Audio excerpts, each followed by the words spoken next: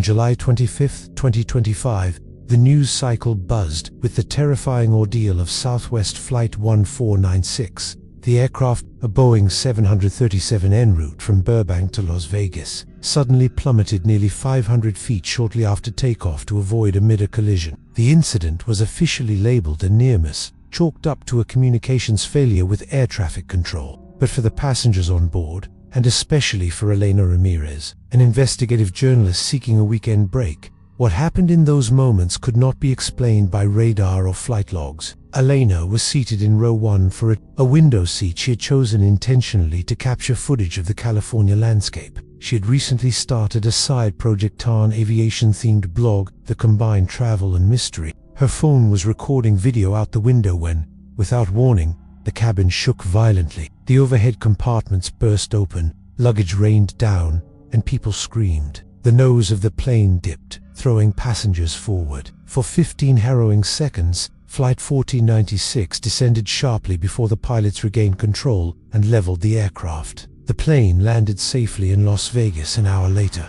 Paramedics met them at the gate, tending to 2 injured flight attendants and several bruised passengers. Elena, physically unharmed but deeply shaken, sat at the terminal replaying her window footage. That's when she saw it something impossible. During the dive, for a brief moment, her camera had captured another aircraft outside the window. It was flying parallel to them, incredibly close. But this jet wasn't like any commercial or military plane she'd seen. It was matte black, unmarked, with no tail number or airline insignia. And in the cockpit window, Elena paused the frame. Her breath caught. There were people inside, but they weren't moving. For visible crew members, eyes wide, faces pale, staring blankly ahead as if frozen in time. Disturbed, Elena showed the video to a fellow passenger, Marcus Doyle, a retired air traffic controller. He turned pale. "I've seen that aircraft before," he whispered. 30 years ago, working a night shift, we lost contact with a flight that matched that shape exactly. It was never found. Elena's instincts kicked in. She knew a story something far beyond a simple aviation blog was unfolding. That night in her hotel room, she uploaded the footage and began cross-referencing aviation reports. She found no record of another aircraft in their airspace. The FAA incident report mentioned pilot evasive action, but made no reference to another plane. She reached out to the FAA for clarification, but received only a boilerplate response. Still, she couldn't shake the image from her mind. Then the weirdness escalated. Elena's phone rang at 3:17 a.m., but the screen showed no number, just static. When she answered, she heard faint, distorted voices. It sounded like an old radio transmission. Amid the crackle, she caught fragments. Flight E3-9-2, descent holding, then silence. Shaken, she contacted Marcus. He confessed he'd heard the same transmission at exactly the same time. Even stranger, his old shortwave radio, which hadn't worked in years, powered on by itself that morning, repeating coordinates and pilot jargon from an unknown source. Elena dug deeper. She found an obscure mention of Flight 392, a commercial jet that vanished in 1985 over the Nevada airspace, its last reported altitude, 24,000 feet. No wreckage was ever found. An old aviation magazine featured a radar tech who claimed the flight had briefly reappeared on radar months later over the same coordinates. At a Las Vegas public library, Elena unearthed a declassified FAA memo from 1991. It referenced a corridor called Sector 4, a designated radar path northwest of Las Vegas marked as a signal distortion zone. Buried in the notes was a line that made her skin crawl. "Do not cross below FL 240 in Sector 4. Aircraft have entered, but not all have exited." She printed the document and shared it with Marcus. He hesitated, then said, "We need to go back into that corridor." Elena thought he was joking, but he wasn't.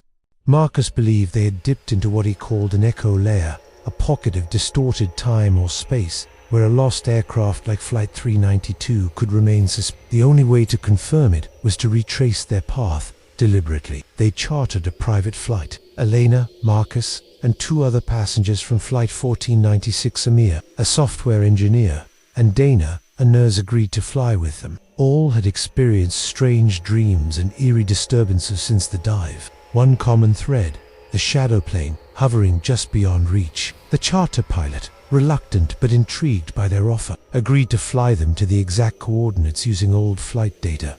They took off at dawn. As they climbed past 20,000 feet, the atmosphere changed. The skies grew unnaturally dark. Instruments on board began to malfunction. GPS blinked out. Radio static filled their headphones. And then, at exactly 24,000 feet, the ghost plane appeared. It emerged from a cloud banksaland, black, gliding beside them. It was the same plane Elena had recorded, but this time, it was even closer. Dana screamed. Samir tried to capture it on his phone, but the camera refused to focus. The cockpit figures were still there, still unmoving, still watching. Then Marcus gasped. The plane was identical in every detail to Flight 392, down to the serial number barely visible under its wing. Suddenly, their aircraft began to descend on its own. The pilot fought for control, but the instruments spun wildly. Over the headset, a voice whispered.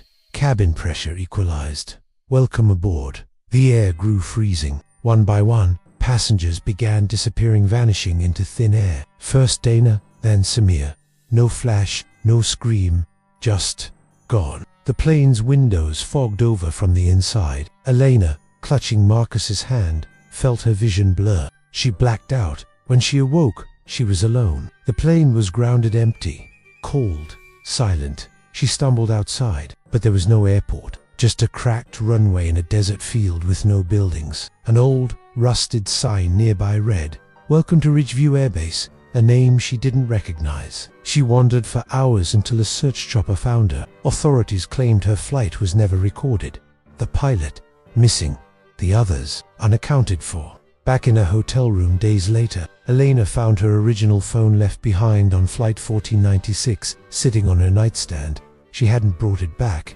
There was a new video file. She played it. It was a recording of her sitting in seat 148, taken from behind. She was looking out the window at the ghost jet. Slowly, a pale, ghostly flight attendant leaned into the frame behind her. The figure smiled.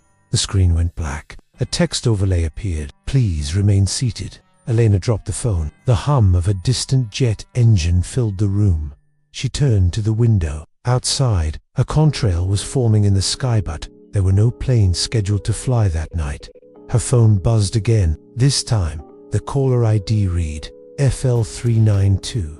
With trembling hands, she let it ring. Then came a knock at the door. When she opened it, no one was there. Only a set of boarding passes lay on the floor, 5 of them. Dated July 25th, 1985. Elena screamed,